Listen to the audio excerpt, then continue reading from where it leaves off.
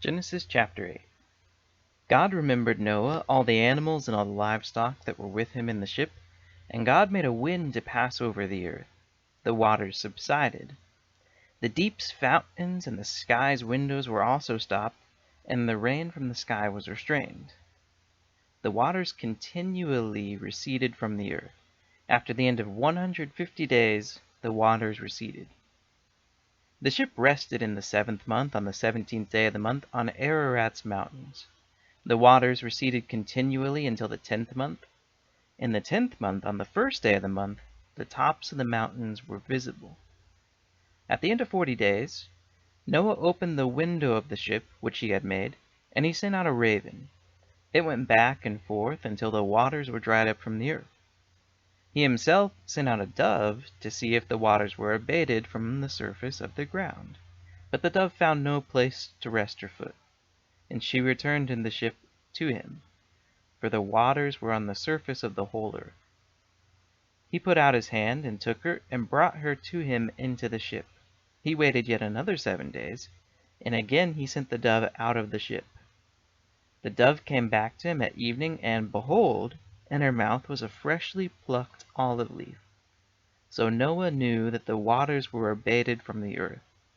He waited yet another 7 days, and sent out the dove, and she didn't return to him any more. In the 601st year, in the 1st month, the 1st day of the month, the waters were dried up from the earth. Noah removed the covering of the ship and looked.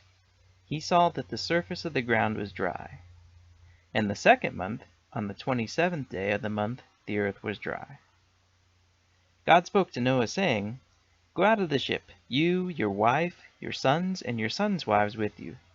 Bring out with you every living thing that is with you of all flesh, including birds, livestock, and every creeping thing that creeps on the earth, that they may breed abundantly in the earth, and be fruitful, and multiply on the earth." Noah went out with his sons, his wife, and his sons' wives with him. Every animal, every creeping thing, and every bird, whatever moves on the earth after their families, went out of the ship.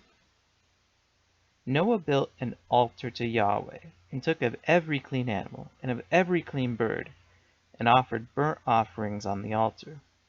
Yahweh smelled the pleasant aroma.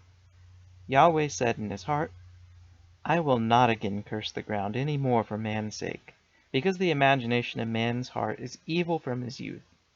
I will never again strike every living thing as I have done. While the earth remains, seed time and harvest, and cold and heat, and summer and winter, and day and night will not cease."